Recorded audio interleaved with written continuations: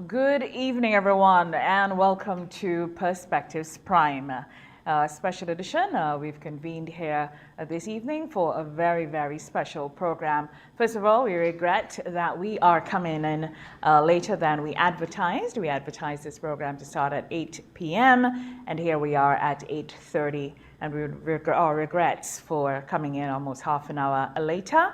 We thank you for staying with us with anticipation for those of you joining us, and we hope we didn't throw any of you off your schedule. I'm the moderator, Brenda Batiste. This evening, this program really is to share with you, the general public, the insightful science research that was undertaken by researchers at St. George's University about Grenada's first COVID wave. And with me here is one of our regular expert, one of the two expert talk panelists who normally share perspectives on a Monday morning, Mr. Byron Campbell. We're missing Senator Christopher Diali. Trust he can join us at some point in the program from somewhere in Grenada. But here we are bringing the special edition of the program to you. Good evening, Mr. Campbell. Good evening, Brenda, and welcome all. We hope you will join us this evening. It will be an interesting program. Please stay with us. Yes, indeed. Yeah. Just to let you know, viewers and listeners, and thank you, those of you who already joined us across the various platforms, everyone who share the Perspectives program, thank you and welcome. Of course, those of you carriacou, Pity Martinique, those of you with us on Mikey Live or Perspectives page, TNR Communications, Partygrenada, wherever you are, MTV, we thank you for joining us. This evening's program is going to be two-part. The researchers, they are going to make the presentation on their findings, and at the end of that presentation we are going to have a question and answer segment. Now, at the beginning of this year, St. George's University developed a state-of-the-art diagnostic molecular facility on campus to provide the campus and the Grenadian community with timely and appropriate diagnostic testing services in Grenada and for the region. Now, previously, most diagnostic testing had to be sent outside of Grenada for analyses, often creating longer lead times for receiving those results. The laboratory is housed in the Windward Islands Research and Education Foundation, referred to as WINREF, and is housed in that building, and it was constructed to meet World Health Organization or WHO standards. Dr. Callum McPherson, Director of Research at SGU, envisions that the lab will further enhance international and regional partnerships with groups such as the Pan American Health Organization, PAHO, the Caribbean Public Health Agency, CARPHA, and universities worldwide, and has recommended this expert panel, who were a key part of the COVID-19 response, in collaboration with the Ministry of Health, to share data-driven facts about the COVID-19 pandemic in Grenada. Now, this panel of experts include 4 Grenadians, had to throw that in, 4 Grenadians of whom we are very proud, and 1 Trinidadian. Ladies and gentlemen, let me introduce our special panelists, our researchers. Vanessa Matthew Belmar is from Grand Bras in St. Andrew. She attended St. Joseph's Convent in St. Andrew and then obtained a Bachelor of Science in Life Sciences and a Master of Science in Bacteriology at St. George's University. Currently, she is a PhD student at SGU and has been part of the WINREF testing team for SARS-CoV-2, which is COVID-19, from March 30th, 2020 to present. Dr. Jane Noel is a University of Cambridge Medical School graduate. She completed a medical clerkship at the Grenada General Hospital in 1989 and moved to Grenada with her family in 1994. She is a past director of the Grenada Olympic Committees and served as the chef de mission of the Grenada Tokyo Olympic team. She's also a member of the Pan Am Women's Commission and currently works as a physician at the Grove Polyclinic, where they do COVID testing and vaccinations. We welcome Tanya Khan. Tanya Khan earned her master's in public health from St. George's University. She has been involved in COVID-19 vaccinations since the arrival of the vaccine on the island since April 2021 and is currently the assistant coordinator for the new Guelph COVID-19 polyclinic. She's also involved with PCR testing in the WinRef laboratory at SGU. Ms. Khan is also actively involved in research regarding cervical cancer screening and HPV genotype distribution in Grenada. Nikita Kajo. She graduated from St. George's University with a master's in public health epidemiology in 2016. She has been involved in numerous WinRef projects relating to dengue, chikungunya, and Zika projects, which have involved many international collaborations funded by grants from NIH, USAID, and Janssen's. Ms. Kajo is currently the Screening Testing Program Manager for COVID-19 at SGU WinRef. Nandi Noel attended St. Joseph's Convent, St. George's, and TAM CC. She has a bachelor's degree in chemistry and is currently working towards a Master of Science in Research and Bioethics. From March 2020, Ms. Noel has been a mission critical worker with the WinRef response team and has been involved in screening, surveillance, and laboratory diagnostics, as well as volunteering with the National Vaccination Drive. It is a pleasure to welcome our panel of experts as they make their presentation on a closer look at the St. George's University and WinRef's contribution in the fight against COVID. Panelists, over to you. Thank you very much. There are 5 of us here tonight presenting as members of the WinRef supported by St. George's University. We've been invited here tonight to speak to our community about COVID-19, our work in the vaccination program, the COVID testing, screening, and surveillance, and to address your concerns on these topics. So we thought firstly we'd start with a little background on vaccination so that you can have a better understanding of how the COVID vaccine came about and why it's so important. The first vaccination was created a little over 225 years ago. In 1796, a British doctor by the name of Edward Jenner created the first vaccine against smallpox, a disease that killed almost 300 million people worldwide. We have forgotten how devastating smallpox was, and the photo here that you can see is a reminder of just how bad this disease was. The vaccine helped reduce the risk of catching smallpox, and the people were brave enough at the time to trust the scientists, and they took the vaccine. Smallpox is one of only 2 diseases that have been eradicated from the world. That means they're no longer in the world. And the second is rinderpest, which was a cattle plague and caused mass famine due to the death of the cattle, and both were eradicated by a rigorous, successful vaccination campaign. Now, you can see here all the diseases that we vaccinate at present. Our generation is fortunate. We no longer have to worry about these illnesses that we see on the slide killing our loved ones. And this is something our grandparents didn't have the luxury of.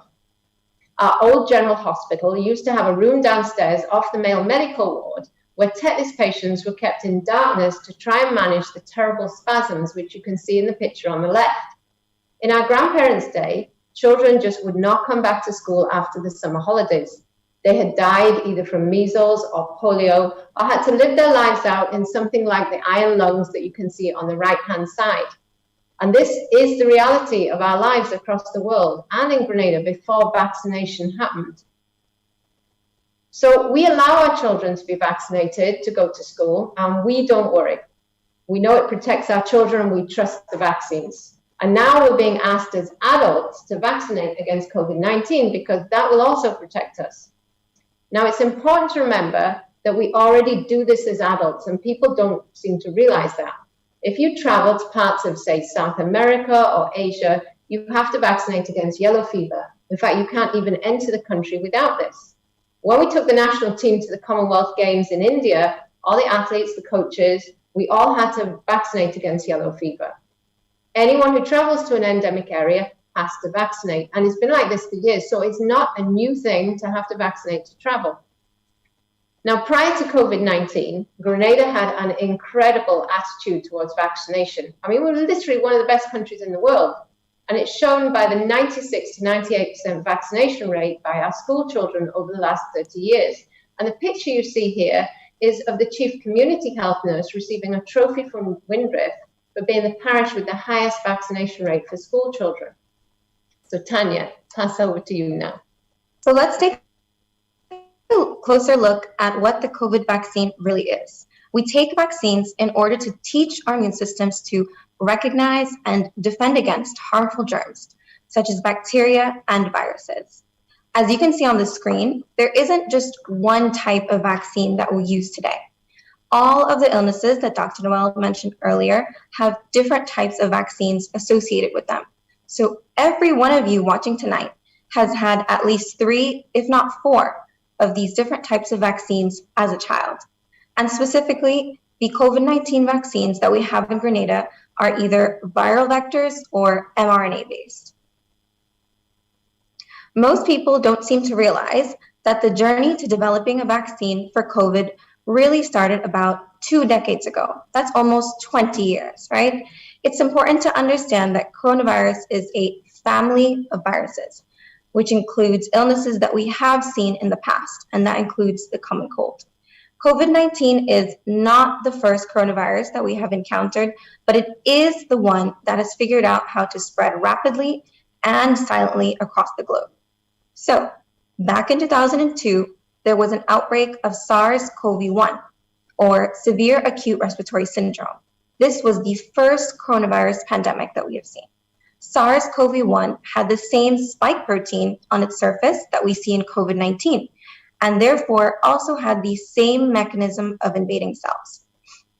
At the time, the world scientists came together to start the development of a vaccine against SARS. But thankfully, the pandemic ended quickly because there were no asymptomatic individuals that we see with COVID-19, meaning that it was easier to track and stop the spread of SARS. The next coronavirus pandemic was in 2012 with the deadly Middle East respiratory syndrome, also known as MERS-CoV, which killed almost 40% of those infected. What is interesting about MERS is that human-to-human transmission was quite rare, and this helped stop the spread. Again, many academic institutions came together to develop a vaccine against this coronavirus, MERS-CoV. So essentially, in 2019, when SARS-CoV-2, or coronavirus disease 2019, was discovered, scientists had already been studying and learning about the virus and the vaccine for 19 years, which is a fact that most people are not aware of. When the virus began spreading around the world, we already had the technology and the knowledge to develop the vaccine. It was just a matter of making it specific to COVID-19 and making the process more efficient. So the different trial phases were done simultaneously, which allowed for the record-breaking rapid production of the vaccine. Multiple pharmaceutical companies and academic institutions really stepped up to the plate and came together to develop a range of vaccines, including some of those that you may be familiar with, including the Oxford AstraZeneca, the Pfizer-BioNTech, and the Johnson & Johnson vaccines.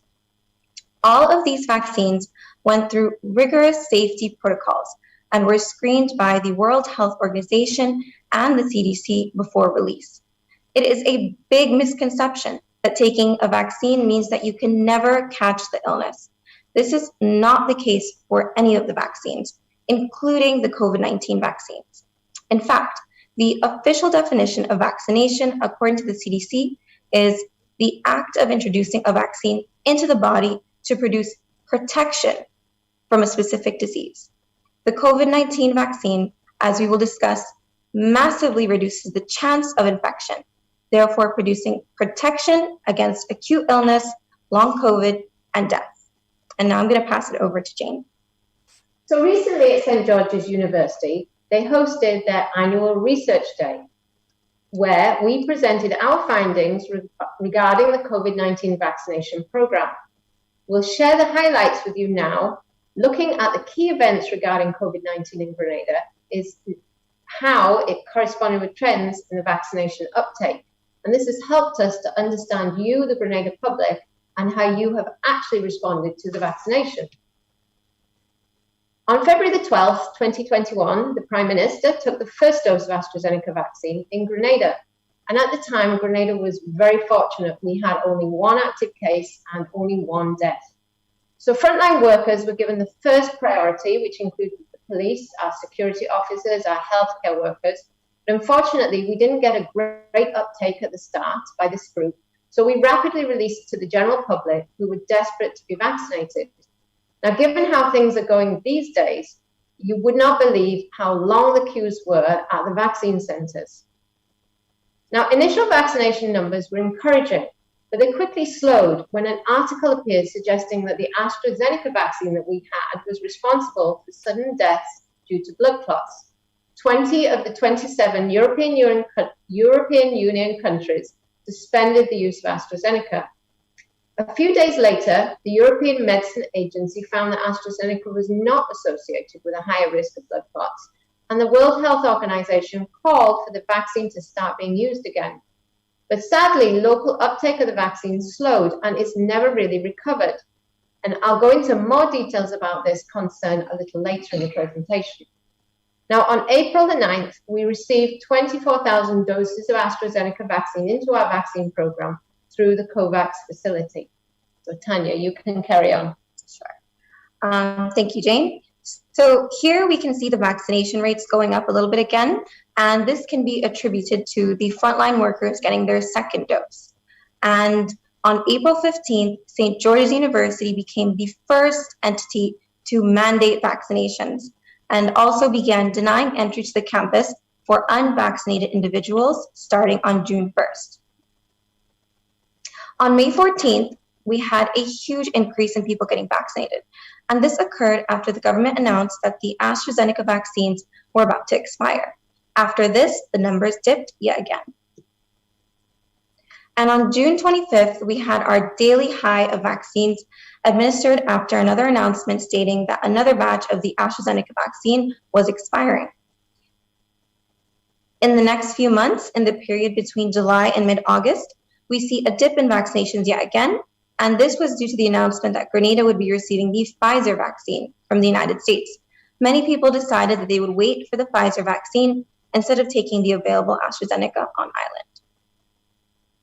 On August 19th, Grenada received 29,250 doses of the Pfizer vaccine, and a few days later, Pfizer also received U.S. Food and Drug Administration, or FDA, approval. Here you can see an overall increase in vaccinations, which can be attributed to the arrival of the Pfizer vaccine, which the Grenadian public seemed to trust more compared to the AstraZeneca vaccine. Pfizer was also administered to children 12 years of age and up, starting on the 23rd of August. In addition, around this time, there was a spike in COVID cases, indicating community spread in Grenada. And we also recorded our second death, which led to some panic within the public. Since then, the average vaccination uptake has remained relatively steady, around 500, 600 doses per day. And you can see it is higher than it ever was compared to when we just had the AstraZeneca. And now I'm going to pass it over to Jane. Thank you, Tanya. So overall worldwide, according to the current World Health Organization's COVID-19 dashboard, there have been over 257 million cases of COVID in the world to date, which have affected every corner of the world. In terms of deaths, there have been over 5 million deaths worldwide. If you take a look at these two graphs, there are patterns of peaks and dips that correlate between cases and related deaths.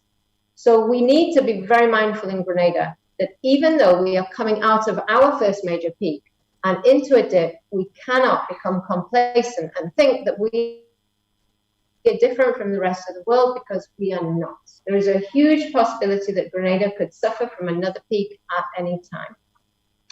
Now, across the world, over 7 billion doses of vaccine have been given. Grenada, at this point, by the last dashboard, has given 74,204 doses total. Now, Grenada has been hesitant over taking the Oxford AstraZeneca vaccine. However, the Oxford AstraZeneca has been used by 33 more countries in the world than Pfizer. The map you can see here shows the overall confidence worldwide in both these vaccines. Sadly, Grenada is really lagging behind our fellow Caribbean islands in vaccine uptake, as you can see. We're right down there at the bottom. We're just number 5 off the bottom. And honestly, come on, guys. I mean, when has Grenada ever been at the bottom of anything? Not good enough. Now, no one can argue that vaccination has not prevented death and serious illness from COVID-19. Now, as you can see from the graph here, using current data from the National Statistics government body in the United Kingdom, unvaccinated people, shown in blue, have a significantly higher death rate compared to the fully vaccinated individuals, which is shown in green, and it's very obvious on this graph. So it significantly lowers your chance of dying from COVID-19. There are some individuals out there who think that they can avoid the vaccination and deal with COVID if they get infected. They feel they're strong, they're healthy individuals who can fight the infection. But we must remember that this is a new and unpredictable disease, and our population does not have natural protection against it. And even more shockingly, we're now learning, as time has passed, that COVID not only has a short-term deadly first phase, but that there are severe long-term effects. Post-COVID syndrome, which is now known as long COVID, is a reality. Even patients who are asymptomatic are developing these symptoms. They're life-debilitating symptoms, and they occur for months after infection. These can include shortness of breath, chest pain, brain fog, joint pain, stroke, very worryingly, early new onset dementia, and long-term flu-like symptoms. Now, worryingly, multi-system inflammatory syndrome is now not only being seen in adults, but also in some children with COVID infection or directly afterwards. And this highlights the importance not only for adults to vaccinate, but also our children from 12 and over, which we can vaccinate against and should be vaccinated as soon as possible. So Tanya, your go again. Dr. Naral and I have been in the thick of the vaccination program since the arrival of the AstraZeneca vaccine back in February. For the past few months, we have been based at the New Guelph Polyclinic, serving the Western Corridor, including the parishes of St. John, St. Mark, and St. Patrick. The Guelph area was actually the epicenter of our recent wave of cases. We have talked to thousands of people at the vaccination centers, pop-up clinics, and throughout the community. We have met many Grenadians who are scared of taking the COVID vaccines. We have found that some of you just needed us to sit with you and address your specific personal questions in order to put your mind at ease before taking the vaccine. Your concerns are important to us, and I want you to know that we have heard you and that we really want to help you. Of all of your concerns, these are the top 10 reasons that people are hesitant about the vaccine. I am sure that many of you will recognize some of these reasons within yourselves. So let's go through them one at a time. First of all, we all realize that there is a lot of misinformation out there. Every day, you can go onto Facebook, WhatsApp, Twitter, and TikTok and find hundreds of people and influencers offering their biased opinions and taking facts out of context. You have to be careful of where you are getting your information from. There are credible sources backed by solid, critically reviewed, unbiased research, such as the WHO, the CDC, and even major universities, such as the University of Oxford, Cambridge, Harvard, and Johns Hopkins, to name a few. You cannot take the opinions of film stars, pop artists, or just anybody from the internet to dictate what you will do with your life. If you have concerns about the vaccine, please come out to the clinics and we would be happy to answer any of your questions. To address number 2 on the list is the concerns regarding the blood clot scare with AstraZeneca. Now, if we look at the current statistics on cases in the UK, which is one of the biggest users of the vaccine, you can see that over 24.9 million doses of AstraZeneca have been given to date. In total, there have only been 423 reported blood clots, almost all of them with the first dose. So of these, there have been 6.6 cases per million of vein clots in the legs, which we call a deep vein thrombosis or a DVT. And only 0.7 cases per million, that's not even one case, of a brain clot. And almost all of these were treated successfully. Now, if you look at the normal population, the risk of blood clots in women taking the contraceptive pill to stop them getting pregnant is 400 per million. So think about it. We've got 6.6 for DVTs, 0.7 per million for brain clots with AstraZeneca. But if you are taking the oral contraceptive pill, it's 400 per million. And in pregnancy, the rate goes up to 2,000 per million. 31%, that's a third of all COVID patients who end up in intensive care have a clot. In fact, all people catching COVID increase their risk of a vein clot up to 1,260 per million and 93 per million for a brain clot. That's if you have COVID. Shockingly, 30% of all these clots in COVID patients are in the age group under 30 years. So basically, here in Grenada, the same as the rest of the world, before COVID vaccine even existed, we saw plenty of patients in our doctor's offices with clots, with DVTs. It's not something new. It was all the vaccine.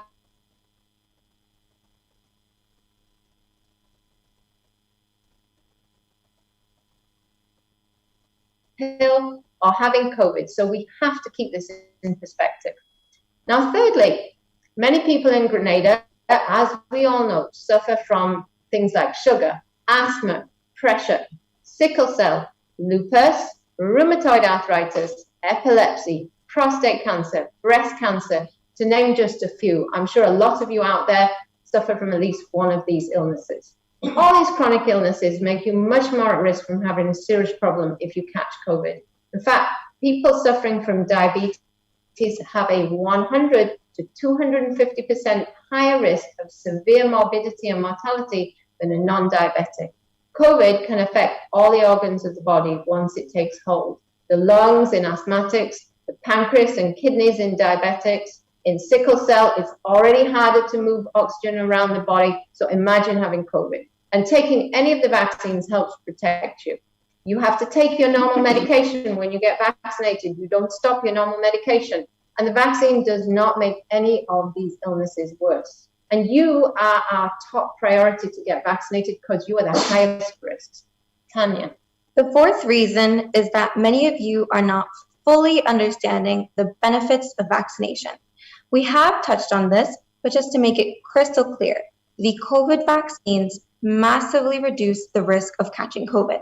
You can still catch COVID after being vaccinated, but the vaccine prevents you from becoming severely ill, hospitalized, ending up in intensive care, having to use a ventilator, or the very worst, die from COVID-19. When we look at the age-adjusted risk of death, unvaccinated individuals have a 32 times greater risk of death than those who are vaccinated. Now, let's take a look at the 200 deaths that occurred in Grenada due to COVID-19. If you look at the graph on the screen, you can see that of the 200 people who have died in Grenada from COVID-19, only 6 were fully vaccinated. The 6 individuals ranged from ages 44 to 94, and all had significant comorbidities, including sugar and pressure. 190 or 95% of the COVID deaths were unvaccinated people. The numbers don't lie. And this is not data from another country. This is our data from our small island. The data speaks volumes about what is happening, and I think that we all need to start paying attention. The fear of needles is the next common reason for hesitancy. We understand that receiving a vaccine can be scary, as some of you have had very bad experiences with needles. We want to reassure you that your nurses and doctors are experts in administering vaccinations. They have given thousands of vaccines around the island and will ensure that you feel comfortable. Most people are actually quite surprised at how quick and painless the vaccine really is. The sixth reason for hesitancy is that many people have a waiting to see mentality. They want to wait and see what happens with the vaccine. I do understand that the COVID vaccines may feel new, but there has been a lot of time, effort, and years of research put into them. I want to reiterate that scientists have studied coronavirus vaccines for 19 years before producing the COVID-19 vaccines. In the time that you are waiting, it could be too late. COVID can be caught from a friend, a loved one, a door handle, or a can of corned beef from the supermarket. When you least expect it, you could contract the disease. And I have also heard some people say that they are strong enough to fight off COVID, but we can't forget that COVID-19 isn't just something that goes away. There are long-term effects of having COVID. Even the healthiest person can die from COVID, and we don't want that to be you. On that note, a prime example of this comes from our dear swim coach, Natalie Regis from Fontenoy. Now, she traveled with me to Tokyo for the Olympic Games, and she and myself were therefore vaccinated to go to the Games. However, her family didn't vaccinate. Her brother Ali, who was an active, physically fit young man who ate well and exercised regularly, caught COVID. He became sick very quickly, and shockingly, he died from COVID, despite everyone's best effort to resuscitate him. It's been devastating for Natalie and her family. And since Natalie has been volunteering at Walk Polyclinic with us to try and encourage people to become vaccinated, she's gone through this tragedy and doesn't want to experience it again. So she has joined us as an advocate for vaccination. People who die from COVID, they die alone. No friends or relatives are allowed to sit with them or comfort them as they approach death and finally pass. And this is just so utterly sad. As healthcare workers, we have been there and we've seen the devastation of death. And we want to help people avoid the unbelievable heartache of knowing that this could have been avoided. Tanya. The seventh reason is peer pressure, which we have observed on many occasions at the clinic or when we have gone into the community to speak to you. Each one of you out there has a mind of your own and are entitled to make your own educated decision. This virus has no boundaries. It doesn't matter if you are old or young. Your friend or relative may have an opinion, but at the end of the day, you should make your own decision. You will be surprised that some of those with the most opinionated views have quietly vaccinated to protect themselves. You should look at credible sources and decide if you want to protect yourself as well. So now we move to number 8. So some of you guys out there, you've told me that you're worried about being made sterile, not being able to have kids. And honestly, there's just no truth in this rumor.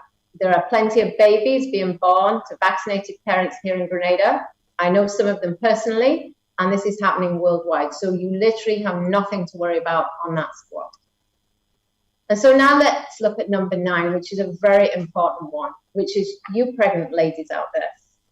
The World Health Organization, the Centre of Disease Control, the Royal College of Obstetrics and Gynecology from Britain, the American College of Obstetrics and Gynecology, the Canadian College, the Australian College, you name it, all advise very strongly that pregnant women at any stage of pregnancy, or if you're planning to get pregnant, should take a vaccine. Pregnant women are a higher risk of severe COVID and its complications than a non-pregnant woman. Your body is already under pressure. Your lungs and heart are under pressure from carrying your baby. Pregnant women are more likely to end up in hospital.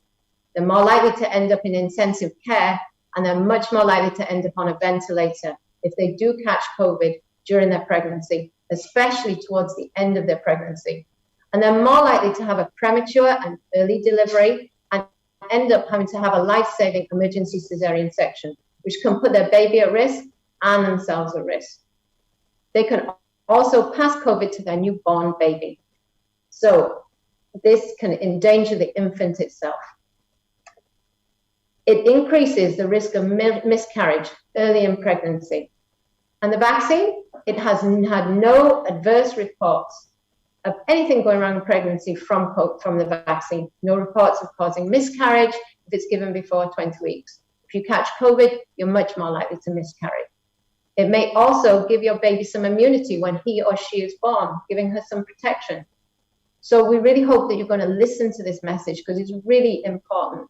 And all you pregnant women out there, you need to heed the advice that is out there in all the journals and all the top obstetrics and gynecology places, and get yourself vaccinated as soon as possible. And finally, the last one we had down at number 10. And this is breastfeeding mothers who also need to get vaccinated. There's no risk of the vaccine affecting your baby. It's not a live vaccine, so it cannot pass COVID to you. It cannot pass COVID to your baby through the breast milk. The baby will be safe, and it's protecting you and your baby. So Tanya. I want to leave you with a final message that your decision to vaccinate affects not only you, but your family, your children, your neighbors, and your community. So far, we have lost 200 of our Grenadian people to this deadly virus. That's 200 family members lost to a disease that can be protected against. As cases soar in the Caribbean and particularly in Europe, it is clear that this has now become a pandemic of the unvaccinated. Grenada has been very fortunate to have a choice between 3 vaccines. So I urge you to take advantage of this opportunity and please vaccinate. So now that we have discussed the vaccines, I will hand you over to Vanessa to take up the story of testing. Thank you, Tanya. As the virus was sweeping across the globe, the St. George's University Windward Island Research and Education Foundation team decided there was a need to prepare. On the 30th of March 2020, the SGU Windrift COVID-19 diagnostic team started testing for SARS-CoV-2, the virus that causes COVID-19 disease. We were the first island to test outside of Trinidad, and with the fastest results turnaround time when SARS-CoV-2 arrived in Grenada on March 16, 2020. Access to testing leads to the quick identification and isolation of persons infected, thus helping in the controlling of the spread of SARS-CoV-2. At the beginning of testing, all positive samples were sent down to the CAFA, Caribbean Public Health Agency, reference laboratory for confirmation. To date, we have tested 18,170 samples by real-time reverse transcriptase polymerase chain reaction, QRT-PCR. This test is the gold standard that is approved by the World Health Organization. It is a highly specialized skill in molecular biology. And I am a proud Grenadian hailing from the big parish of St. Andrews. I have been working in polymerase chain reaction for the past 10 years, and our lab is equipped for testing for SARS-CoV-2. Now let me explain to you the process for testing for SARS-CoV-2. First, a nurse or a doctor takes the swab and collects the samples from the back of the nose, otherwise known as the nasopharynx. Then the sample is put inside the tube with media for the virus, which allows to transport and store these samples. The sample then comes to us, the diagnostic team, and we perform QRT-PCR in the SGU Windrift laboratory. So now let me take you on a tour in the SGU Windrift state-of-the-art molecular biology laboratory. The laboratory is a World Health approved testing site for SARS-CoV-2 testing. In the past 2 years, we have achieved 100% concordance by the WHO in proficiency testing for SARS-CoV-2, meaning our tests are highly accurate. In the lab, we suit up or put on our personal protective equipment, PPE. This comprises of the N95 mask, goggles, gloves, whole suit, shoe covers, and head covers, because we want to protect ourselves from the very contagious SARS-CoV-2. We then move into the extraction room, where we remove the ribonucleic acid from our nasopharyngeal sample. Next, we prepare the master mix for the reaction, add it to the PCR plate. After, add the RNA, and then load the PCR plate into the real-time PCR machine. All these steps are done in a careful manner in 3 separate rooms to avoid contamination. QRT-PCR is a diagnostic tool used for detection of disease-causing agent. It can find a small number of viruses present in the sample. In that, we use 2 target genes, the E gene and the RDRP gene. If the E gene is positive, we use the second gene, RDRP, to confirm since it's very specific and only SARS-CoV-2 contains that gene. For persons traveling, this is the required test to enter certain countries around the world. Results are given within 6 to 8 hours, meaning that one can get the results the same day.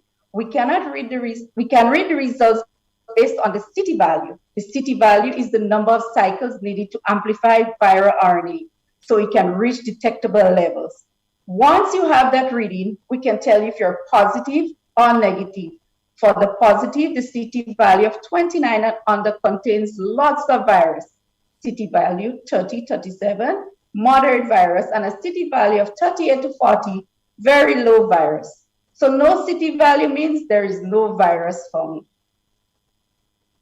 The rapid antigen is another test that is used to screen for SARS-CoV-2. It is very quick, cheap, and easy to use. For persons traveling to the United States of America, rapid antigen test is accepted. So now I will hand you over to my colleague, Nikita Kujo, for the screening and the surveillance story. Thank you, Vanessa. Now that our viewers and listeners are aware of our testing capabilities and various certifications of the Winthrop Laboratory, from the 17th of July to the 30th of August, SGU partnered with Winthrop for the testing of incoming flights to Grenada. This partnership was facilitated due to the large influx of SGU students for that fall 2021 semester. However, this testing period at the airport was not limited to only SGU affiliates, but also to returning nationals and visitors. At this time, SGU affiliates must be fully vaccinated and must provide a negative PCR test 72 hours prior to their flight before entry into Grenada. Now, we were able to put together a Winthrop response team, which includes nurses, to allow that seamless sample collection at the airport.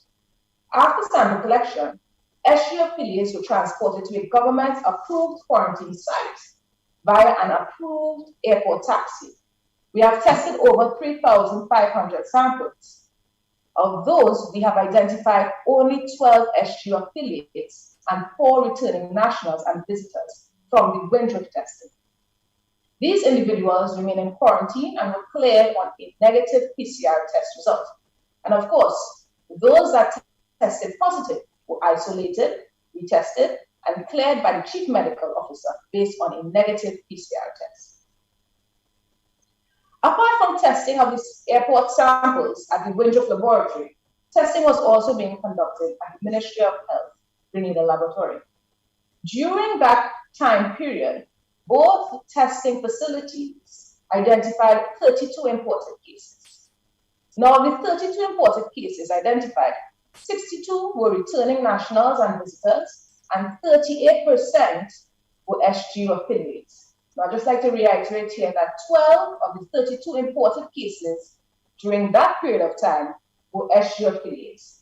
These persons remain in isolation until they had a negative PCR test and cleared by the Chief Medical Officer. SGU, in partnership with Winthrop, have also been conducting ongoing surveillance within the SGU community since August 2020, and it continues to do so every Tuesday and Friday. Testing for individuals within our SGU community is free of charge, as with any other public health institutions, such as health centers, where you can get tested for screening purposes at no cost. Results are provided the same day or within 24 hours, allowing us to quickly identify a positive case, isolate the individual, and start that contact tracing immediately. All right, so I'll now hand you over to Nandi, who will further discuss the screening and the surveillance programs. Thank you so much, Nikita. So in light of the increase in number of cases associated with our first Delta wave, SGU mandated that all students, staff, and faculty be tested. This mandatory screening was also open to individuals who had access to the campus. They include our visitors, our fishers, our vendors, our contractors, our significant others, and even our family members. This is especially so since our SGU community is very diverse and is represented in all parishes around Grenada. During our first screening session from August 26th through to September 5th, we have completed over 3,500 tests and identified 49 breakthrough infections. So what are breakthrough infections? Breakthrough infections are individuals that are fully vaccinated and have tested positive for COVID-19. It's important to note here that no one in our SGU community was hospitalized. We can also take this opportunity to recall and make comparison to what Dr. Jane Noel said earlier, that scientific literature and global data shows an immense gap between hospitalizations and even death in comparing vaccinated and unvaccinated individuals. Now, of all our testing sessions, no matter screening or surveillance, results were provided within 24 to 48 hour period. Upon discovery of a positive case, immediate contact tracing was initiated and those positive individuals were promptly isolated. They were later medically cleared by the Chief Medical Officer upon the receipt of a negative PCR test. Note that this screening session was not limited to just our SGU personnel, but it was extended by the SGU Windruff Laboratory to our family members and also direct contacts of our positive cases. There were 2 mandated screening sessions. The first began 1 day prior to the announcement by the Chief Medical Officer of community spread on 27th of August 2021, and the second was from October 8th through to October 15th, 2021, where we tested over 2,500 individuals. When we compared both screening sessions, there were no positive cases identified in the second screening session. And this was mirrored by what was taking place in Grenada, with there being fewer new cases through community spread. This decrease in cases is a testament to science and its aid in being more than helpful in reducing our numbers. Countless papers have shown that the simple things, hand washing, isolation, quarantine, ongoing testing, because if you do not test, the virus does not exist. Physical distancing, mask wearing, all of these things can drastically reduce the spread of SARS-CoV-2. In addition to the mandated screening programs, surveillance sessions were also conducted for all students, staff, and faculty, or anyone that would have liked to be tested within the SGU community. Focusing on the non-mandatory surveillance session from September 7th through to October 6th, we tested again over 2,500 samples and identified 62 positive samples. Similar to the first screening session, breakthrough infections were noted. And just to reiterate, breakthrough infections are persons that are fully vaccinated and were tested positive for COVID-19. Those persons, in the same way, were immediately isolated and contact tracing again was conducted. Just note, none of the 62 individuals that tested positive were hospitalized, and none had what is known as long COVID-19. So, Nikita? Now that we are aware of the results from the mandated screening sessions and the surveillance period, I would like to reiterate that surveillance is ongoing at the university every Tuesday and Fridays, with results being provided the same day. The next few slides, we'll look at where Grenada ranks in comparison to the rest of the Caribbean islands. Grenada was one of 6 islands to have been exposed to Delta wave. This Delta outbreak, or first wave, was mirrored with that of other islands, including Trinidad and Tobago, Barbados, St. Vincent and the Grenadines, St. Lucia, and Dominica. This graph was standardized per capita, allowing us to compare the data collected from other islands despite differences in population size. Similar to other Caribbean countries such as Dominica, Jamaica, and Barbados, just to name a few, Grenada in the second week in August observed an increase in the number of cases. Grenada, which is highlighted in pink here, had the highest number of cases per capita in mid-September.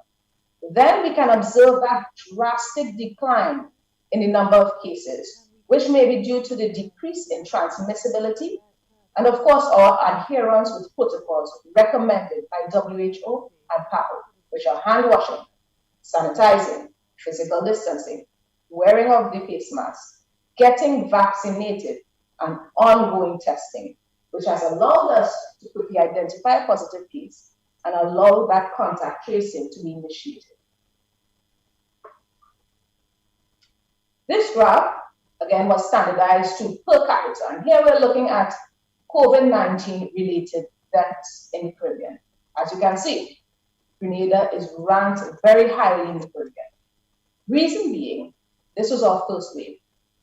We had a very successful lockdown period which prevented further spread of SARS-CoV-2, thus limiting our exposure to the virus. In addition to that, in early August, our vaccination rates were 17.7, which is pretty low. These factors of a successful lockdown period resulting in a lack of exposure and low vaccination rate has made us an extremely vulnerable population. Randy? Thank you, Nikita. So following the previous graphs per capita calculation, we also collected data on the number of cases among the Caribbean islands. And we see that Grenada has the 9th lowest number of cases in the Caribbean. Good job. Despite our number of cases and our well-publicized national vaccination campaign, Grenada still has a low vaccination rate of 30% fully vaccinated population when calculated against our total population, or 36% when using the population who are eligible to be vaccinated. And we can compare these statistics to our neighboring countries whose figures are, for example, 56% fully vaccinated in Antigua and Barbuda, or 47% in Barbados. Nikita, I think you have something to add? Yes. Trinidad and Barbados are now seeing an increase in the number of cases, letting us know that the virus is alive, real, and is changing.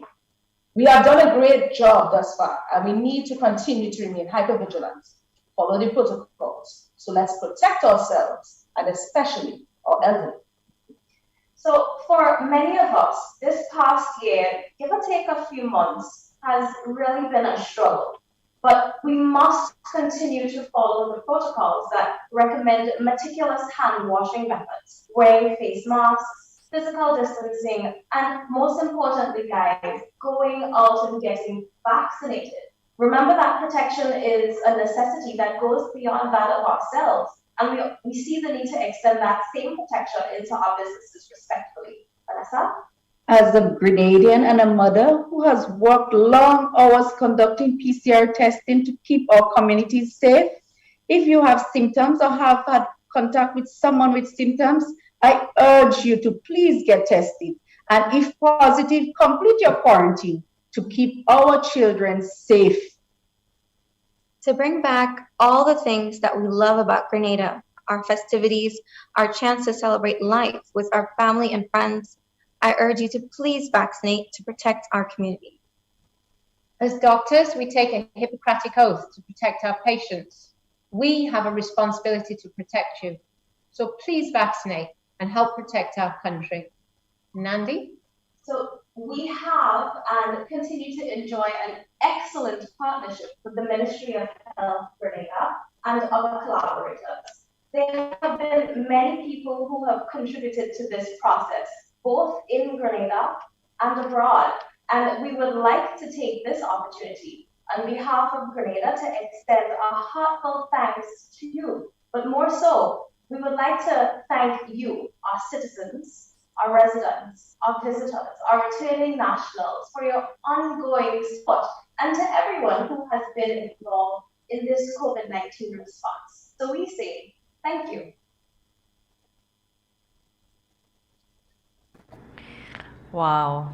Thank you so very much, researchers of SGU. Thank you so very much for your very, very in-depth and, of course, edifying and thought-provoking information shared with us here this evening. We just allow you to catch a breather, guys. We take a quick break and we come back with some questions for you. We'll be right back. This is Perspectives Prime. Get vax. It's your best shot. Hello. A message from the Ministry of Health.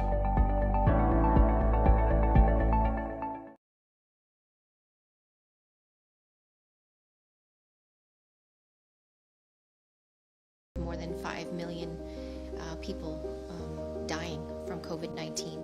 And we know that this certainly is an underestimate of the true number of people who have died. We certainly don't know yet the true toll that this pandemic has taken. These 5 million people, these lives, these livelihoods, parents, children, aunts, uncles, friends. Each person has a family. Each person has a story. It's been 2 weeks at the global level where we're starting to see cases increase again. Those who haven't had access to the vaccine are left vulnerable to getting severe disease and dying, and that's what we're seeing. We're seeing cases among those who are not protected. We're seeing deaths among those who are not protected, and more than 50,000 people a week are dying from COVID-19. We do need to reflect on the milestone that we have now and work as hard as we possibly can to make sure that number does not keep increasing. We have to make some changes. And if we don't do this now, when will we?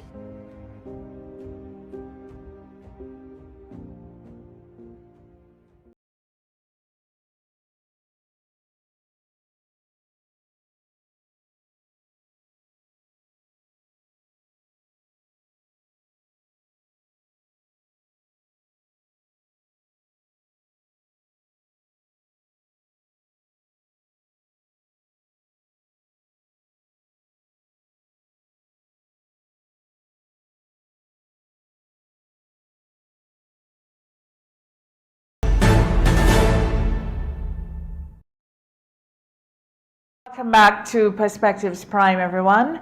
And of course, if you're just joining us, I hope you're not just joining us. You'd have missed so much. But please, we encourage those of you who missed it. And then if anybody you know missed it, please go back and look at this program.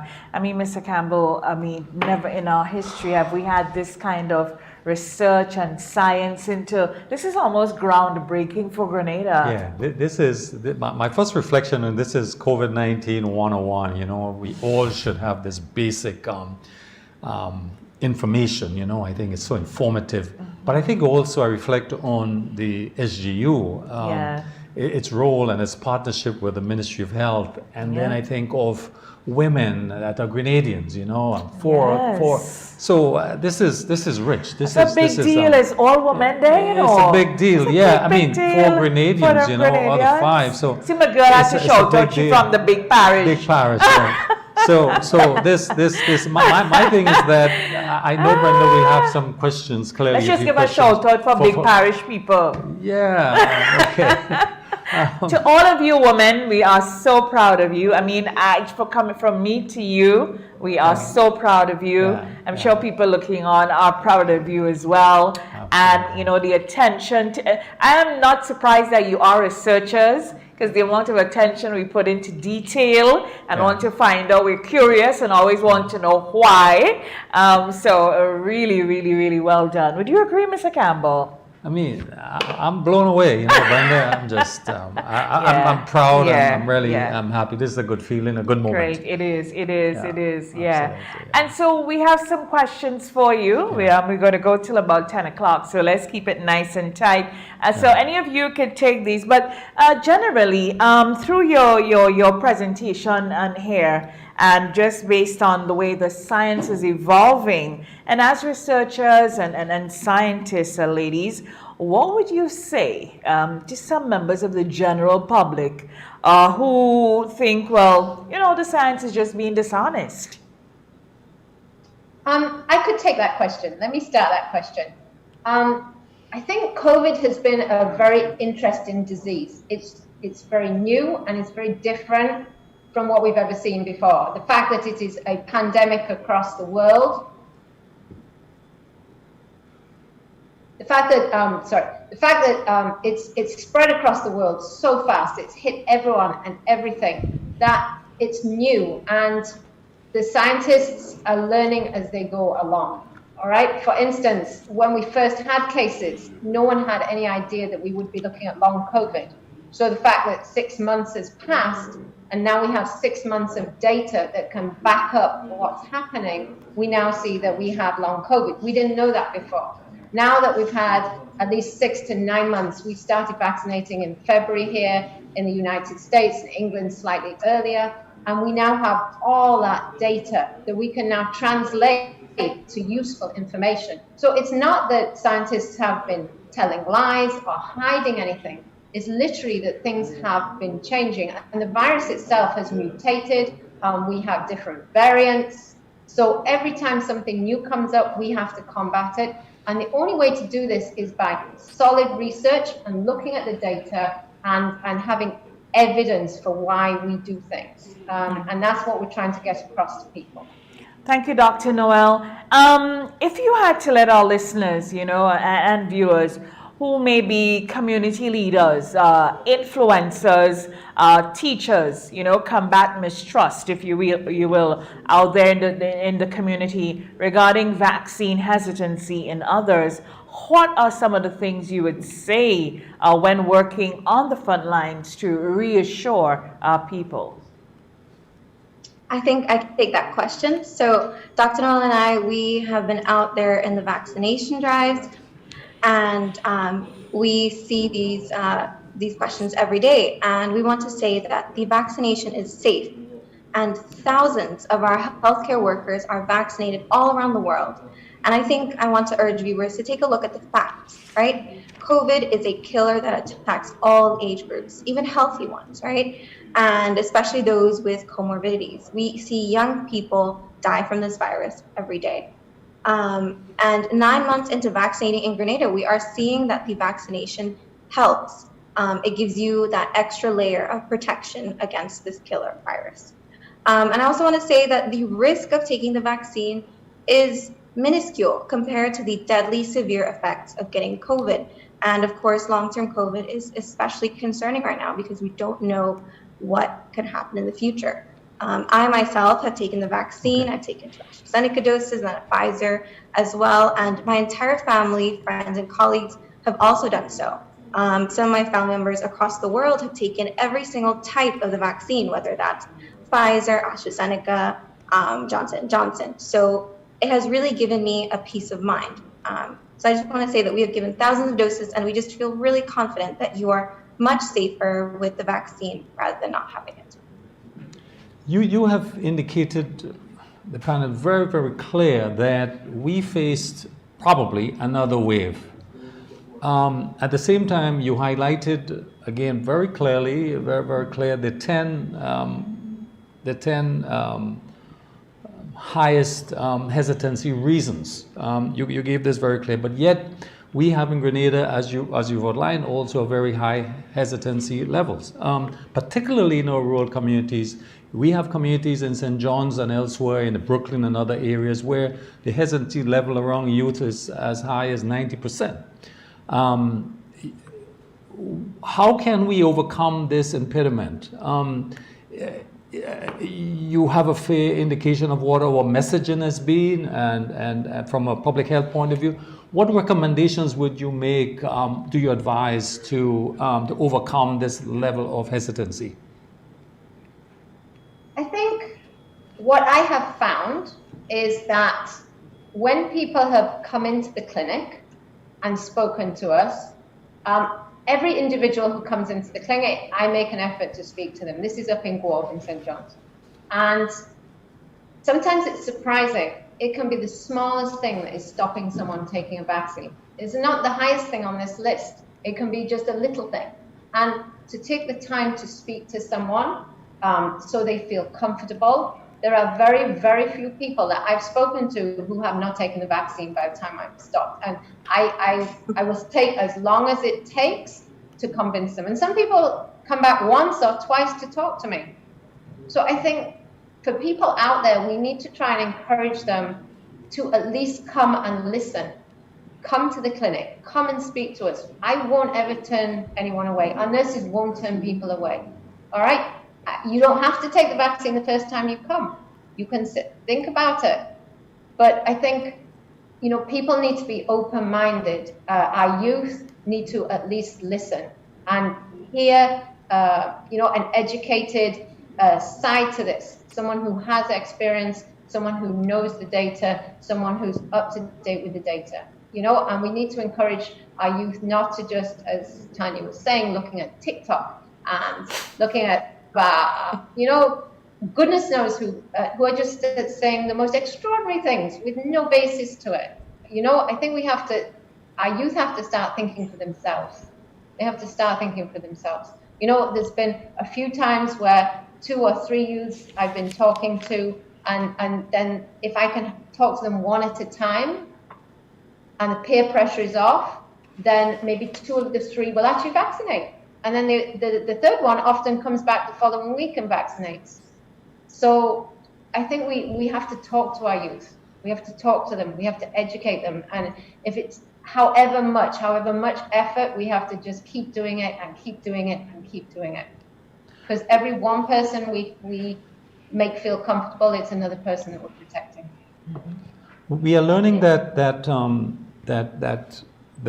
the rate of infection among children are on the increase. In Grenada here, schools have reopened more or less. What is a special message should be? What are the special circumstances? What are the difficulties with children? How do we reach more parents, particularly? What special issues you see here as we address our youth, our children, as they return to school? I think originally people just thought that it was people who were very sick already who were going to get sick with this virus. And I think it's scary what we're seeing in Trinidad now. And again, I think it's look at the data. In Trinidad, we're seeing this huge upsurge of cases. And what we're hearing out of Trinidad is that children have started dying from this COVID. A very similar trend was seen in Britain as well. Not necessarily in the first wave, but in second and third waves, it hit the youth and the children more. And this is of great concern because we don't want to lose a single child's life. As a parent, to lose a child, it's heartbreaking, it's hard to get over. And we just don't want anyone to go through that. So I think parents have to listen. They have to listen to the education drive. Again, they can come and talk to us, right? This is a safe vaccine for children. It's as safe as the MMR we give: measles, mumps, rubella, polio, tetanus, diphtheria. All these children to go to school when they're 5 or even 3 when they go to preschool. In order to go to a Grenada school, you have to be vaccinated. You have to take these childhood vaccines. Mm-hmm. And this vaccine that we're seeing now is just as important for your children to keep safe, because we know that the children are not going to keep their masks on. However good the teachers are with them, they won't always wash their hands. They have their fingers in their mouths, they're rubbing their hair, they're rubbing their eyes. They love to hug each other. They love to hug each other, and it's hard to take that away from little children. Right. So we really need to just try and encourage more and more and get the message out that our children need protecting as well. Absolutely. Based on the research you presented, how soon would you say is the imminent threat, if you will, of a second wave in Grenada, and what can we do about it? I'll take that question. Currently in Barbados and Trinidad are experiencing an increase in the number of cases, and various European countries are on their 4th wave, which is among the unvaccinated individuals. So we are not out of the woods just yet. So we should continue to remain hypervigilant. We may not be able to avoid it, but we can definitely decrease its effect by getting vaccinated and adhering to those protocols, wearing a face mask, physical distancing, sanitizing. All of these factors decrease the ability of the virus, even before it arrives. Yeah, it's a real uncertain time as well. I'm sure you would agree. And I am one of those, in interest of full disclosure, I am one of those who's excited for a little freedom for the holidays. But I must tell you here tonight that your presentation has brought me back to a state of soberness. And so I ask this question for a lot of people who probably were feeling like me prior. Can you explain, really what can we do to kind of, help each other during this period of uncertainty, getting us to understand, yes, we need freedom, but the threat pervades, and the imminency of us having another September event is real. So what can you tell us to help us, just help each other along in this period of uncertainty with COVID-19? I think I'll take this question. We can pass it along. I want to say that if you are vaccinated, please let your loved ones know. Please let your colleagues know that it is a simple thing to do, and it has such an enormous benefit for everybody around you. I think we all have that responsibility. The best thing in the clinic is when somebody comes back and they bring their coworker, and they come back again the next week and they bring 2 other coworkers, and that's just the best feeling for me, I think. And in addition, I think every Grenadian can take the responsibility upon themselves to follow protocols, right? Wearing masks, washing hands, and social distancing. If you see a friend not wearing their mask, I think you should call them out on it.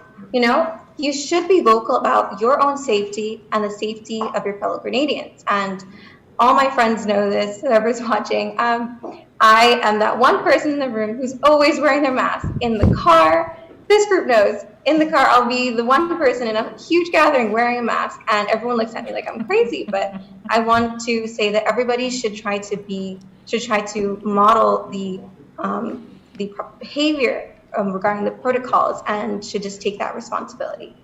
And if I may add, I think it's so important, and it kind of goes back to the question that you asked, Mr. Campbell, earlier on what can we do. I think it's so important for us to really empower our community leaders, and not just our community leaders, but our younger population. You gave a statistic, Mr. Campbell, earlier that said, well, 90% of our young people are unvaccinated.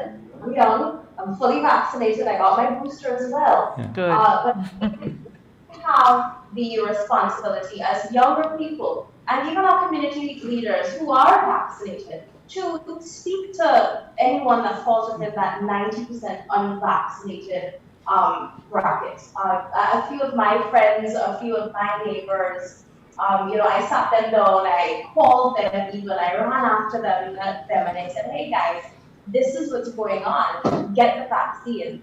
You may get the virus. It's possible, as we said earlier on in our presentation, but at least it offers you some semblance of protection.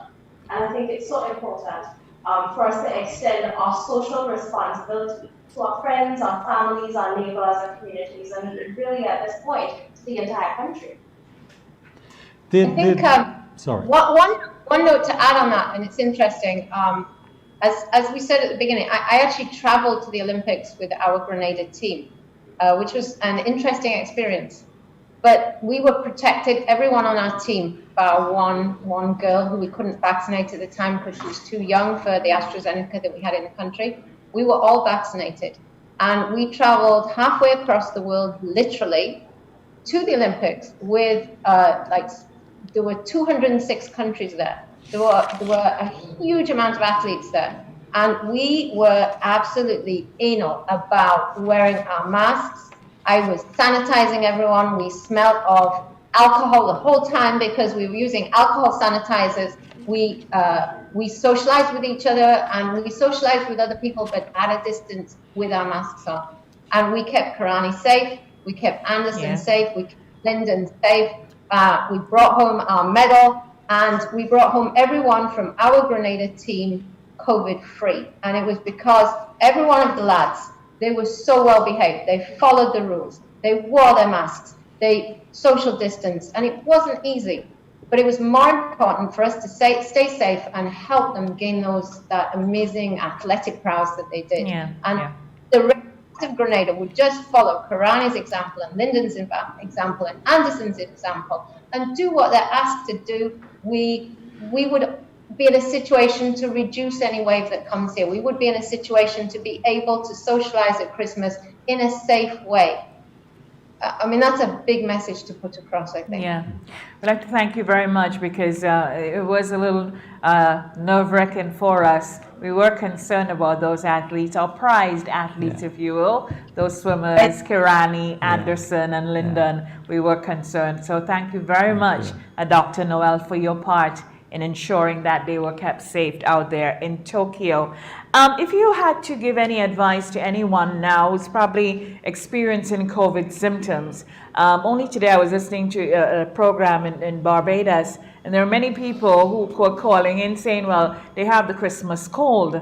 And a doctor called in on a program to say, well, you know, you don't really have the Christmas cold. You have COVID, you know, because that's what's pervading on the island of Barbados at the moment. Yeah. Everybody's saying, no, we have the cold around now. But I'm saying all of this to ask the question, just in case there may be people here thinking they have the Christmas cold as well. If you're at home and you're experiencing symptoms and you're a little afraid of going out to get tested to get confirmed whether it's COVID or not, what advice can you give to people like that? I mean, we can both take it. I'll take the first one and the girls can talk about the testing. The test is a simple test. We ourselves are tested all the time. Because we are in contact with people, we are vaccinating with testing, and we are going home to our loved ones. We have to keep on top of it. So we regularly are tested. And trust me, it's not that bad. It takes 2 seconds to do. So people shouldn't be scared of going out to test. The only way to know that you're negative and that you're not going to pass this to your loved ones is to go get your test. And then what we try and encourage is when you get your test, if you're not vaccinated, we will sit, we will talk to you, we will go through everything. And then usually most of the time, people who have what I call a lucky escape, they then get vaccinated. So Nandi, I mean, you can just tell us a little bit. It's not a bad test, is it? No. So we do 2 main types of tests. Vanessa would have spoken a bit of this earlier. So one type of test we use called the PCR test. We can either collect a nasopharyngeal sample where you take swab and it goes all the way back to your pharynx, or an oropharyngeal sample. It depends on where you go, your doctors. If you have a conversation with anyone who is swabbed, then you may be able to choose whether or not you can do a nasopharyngeal or oropharyngeal. Vanessa also expounded on the process for the RT-qPCR, where that swab is placed into a viral transport medium or a VTM, taken to the lab, the RNA is extracted from it, and we make up a master mix, place it into a PCR machine. And, depending on the PCR machine, within an hour or an hour 36 minutes, you have the results. There's another type of test called the rapid antigen test. It works similar to a pregnancy test. At least that's the way we tend to describe it to people when they come in to get swabbed. But again, there are different types of swabs we can take. Some kids ask for a nasopharyngeal swab, others ask for just a nasal swab. The difference is how far back we go into that nasal cavity. So once that is done, again, it's put into a buffer similar to a VTM or viral transport medium. We place it onto a cassette, and within 15 minutes, you get a result. So it all depends on whether we're doing screening or diagnostic testing. The rapid tests are usually just for screening, whereas the PCR is the diagnostic test. You would have heard us say before that is I'll just have a 2-part question. Go ahead. That the main takeaway from this is that if you do not go and test, virus does not exist. And that puts not just yourself, but your community at risk, because if you have the virus without knowing it, you pass it along to so many other individuals if you do not follow the protocols that are mandated by the government, by PAHO or WHO. Nikita, do you have anything else to add? There's a 2-part question here. The first one has to do with the fact that what is your analysis, and did you give any review to what we call interventions, like by the state, in terms of its modeling as far as restrictions? Is there an ideal model here, or how do you evaluate our processes here? And the second question has to do with the inequality of the virus, of the vaccine itself. So for example, we have in the UK where 80% of the population is vaccinated. Some 26% have had their booster shots. The WHO is saying, look, this is inequality when they look at the fact that in African countries, mostly it's about 7% intake in vaccine totally in terms of availability. Should I feel guilty about taking a booster shot, given what the WHO is saying? What is your advice here? So the first part of your question, you're asking about our interventions here in Grenada. Dr. Jane Noel earlier would have stated that the virus is real, it's changing and it's mutating, it's alive. And really, as scientists, honestly, we don't know because it's so new. But one thing we can say about the interventions that we have in Grenada, and it's proven with our first wave and the statistics that we had, yes, we had a rapid increase in cases, but we also had a rapid decrease in cases. And this is a testament to the protocols that we had in place, hand washing, the isolation, the quarantine. All of these things were a testament to and added to our decrease. And it's also seen in other countries. We're not doing anything different or new or novel here in Grenada. It's a similar protocols that we see in Trinidad and Tobago, in Barbados and Antigua. When you go on to their official websites, you see that they have similar protocols. And by the way, the WHO, the CDC, and PAHO, they're all recommending similar things. So we're not doing anything novel. I just think that at this point in time, we need to remain hyper-vigilant because there is a possibility that we can have another wave or another outbreak. Just stick with it, stay hyper-vigilant. I think your second question, in an ideal world, every country would have the same opportunity for every vaccine. At this point, it hasn't happened. And there are African countries particularly that are still lagging behind in the vaccination program. But there are various vaccination programs for various corners of the world. And we're under PAHO, and we have been given relief vaccines to the Caribbean. And so they're for us to use in the Caribbean. They're not for us to send somewhere else. So the important thing is for us to use our quota of vaccines wisely. And I think that is what is happening. We have vaccines available. We know that over time, immunity does reduce slightly from being vaccinated. And this mirrors many of the vaccines. So if you look at hepatitis B vaccine, which as doctors, surgeons, we all have to be vaccinated against hepatitis B to protect ourselves and protect our patients. You take 3 vaccines. You take one, then you take a second one at a month's time, and you have to wait 6 months for a booster. So to have a booster is not a surprise, and it's the case with most of our vaccines. Polio, children get 4 doses of polio over their young lifetime. So the booster is not a surprise. And for us taking it, I think there are a proportion that we should encourage to have a booster in our communities, because those people like ourselves who are frontline workers and basically are in the probability or possibility of being there with high doses of vaccine, if we're testing people, then those are the kind of people who it would be sensible to give a booster to. The elderly who have a reduced immune system and won't hold their immunity as long, and those with severe comorbidities. You know, our population who have disastrous immune systems or many things. They have hypertension, high blood pressure, they have diabetes, they have asthma, they have the whole 9 yards. All right. And at this point, Grenada has the vaccines that we can spread them out fairly. Yeah, Nikita, please carry on. Yeah. Sorry, I just wanted to close on that. So I think in Grenada, in terms of feeling guilty, I know that it is quite unfortunate that other countries around the world do not have the vaccine, but we have 3. And I think in the clinic, the question that we ask nowadays is, which vaccine would you like? You know? And we have a choice there. Yes, yes. What would you like, right? So it just makes me laugh sometimes, but we have 3 amazing vaccines, right? Yeah. Just take whichever one you'd like. We even have the Johnson & Johnson, which is just 1 dose. So if you really don't like the needle, just come in, have the 1 dose, and you're set.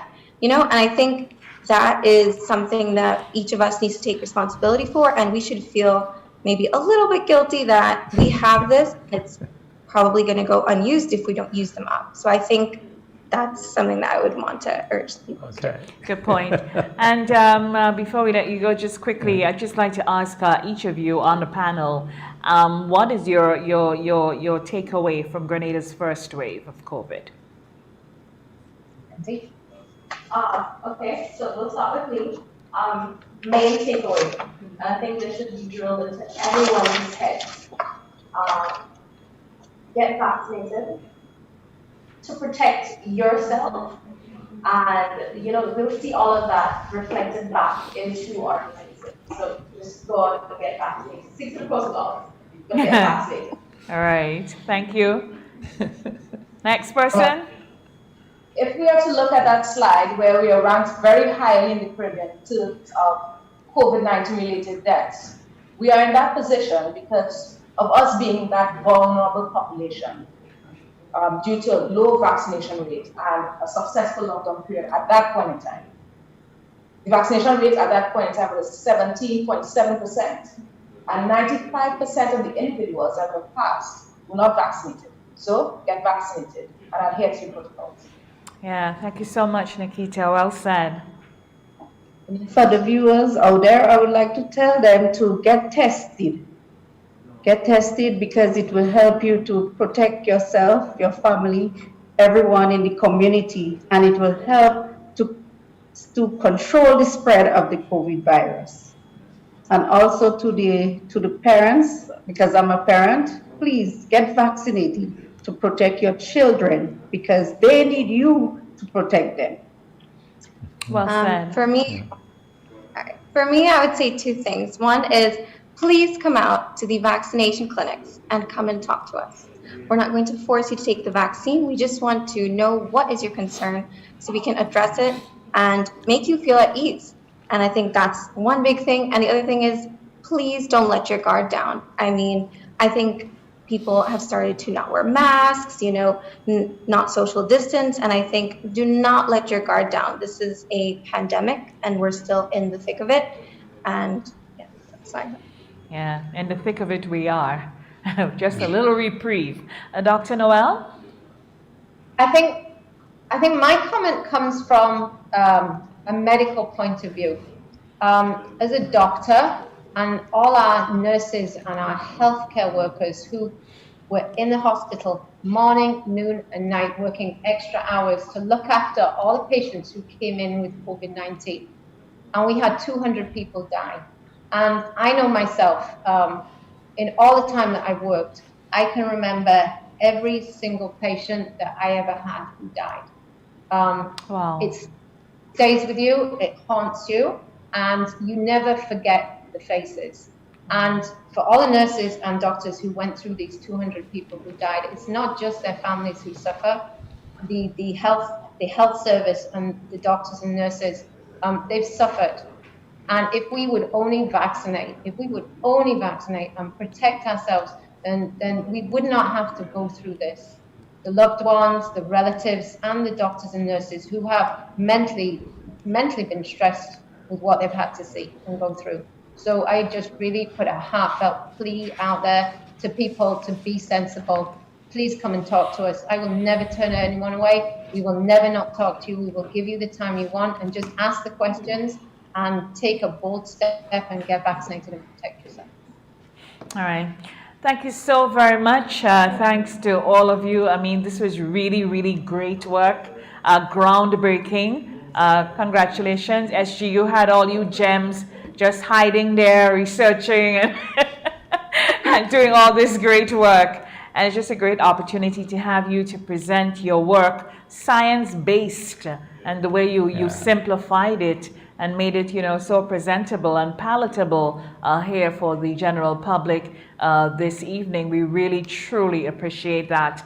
And of course, that sort of partnership which we have with such a great resource as the SGU. Thank you so much to all of you ladies again. I'm so proud of all of you on this panel here. Dr. Jane Noel and Tanya Khan, They were involved with the vaccine program since the onset of the pandemic, and they worked at the polyclinic in Guelph. And Guelph is in St. John, a parish with the highest cases, as was identified as part of their research here this evening. They gave us a lot of data-driven graphics on vaccines in Grenada and the downturn following the reporting of things like blood clots in Europe, and some proficient and logical reasons for vaccine hesitancy in the community.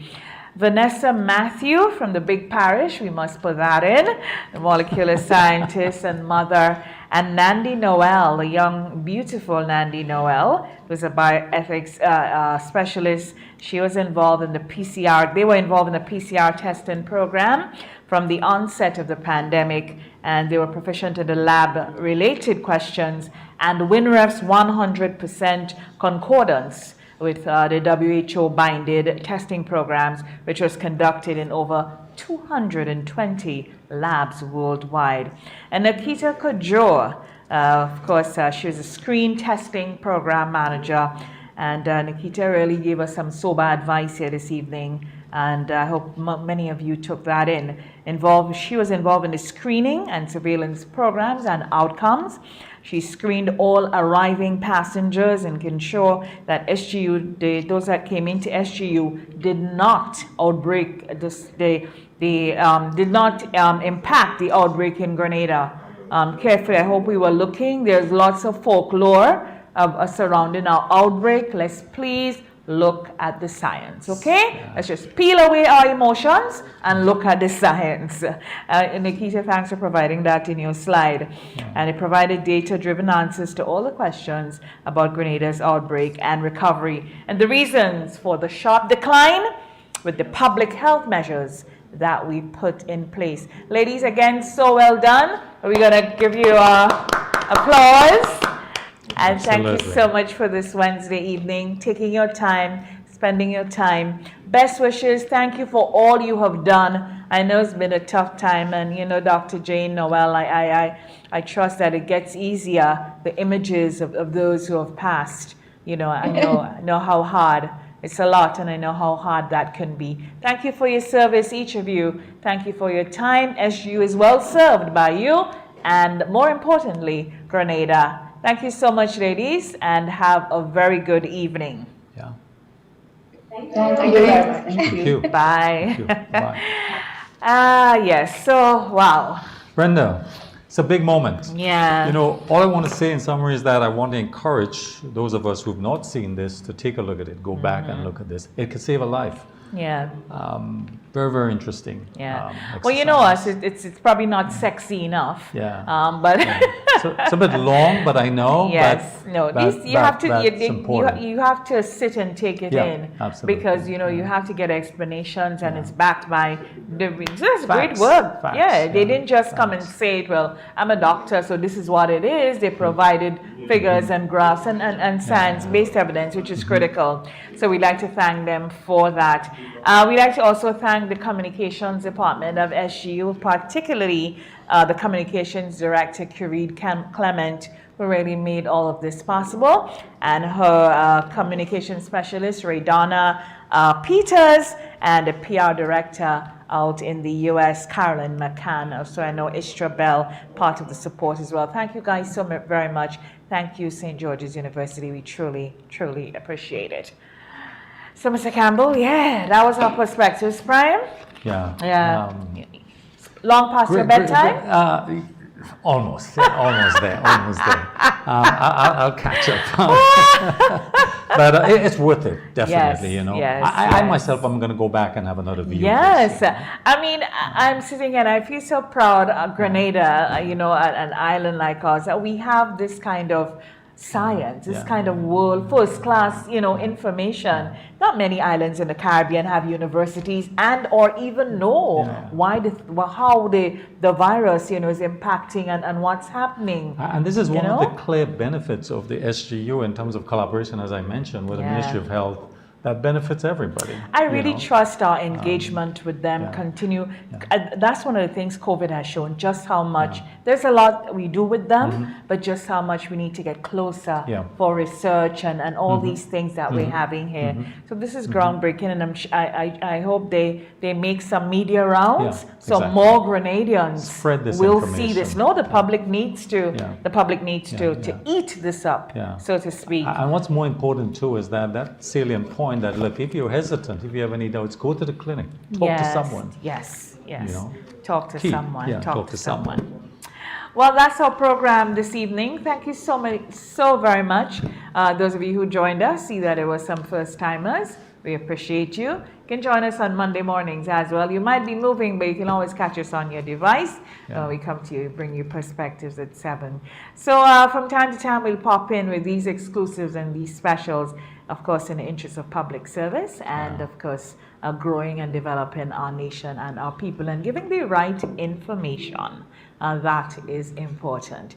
For everyone here, Nazim Benjamin provided our professional streaming services, Curlin Dragon, our cameraman, Blondell George, our director, and our executive producer, Richie Oliver. Well, we miss Senator Diali tonight, but of course he's quite a busy man, and he had other places to be. But I'm sure he would be very impressed by this as well. So. Mr. Campbell, thank you so very much. Get Pleasure. back safe to your lovely village. Thank you. And to everyone, thank you very much. Continue to have a good Wednesday evening. I am Brenda Batiste for all of us here. It's been a pleasure to bring this special edition of Perspectives Prime. Stay safe. Have a very, very good night. Until so long.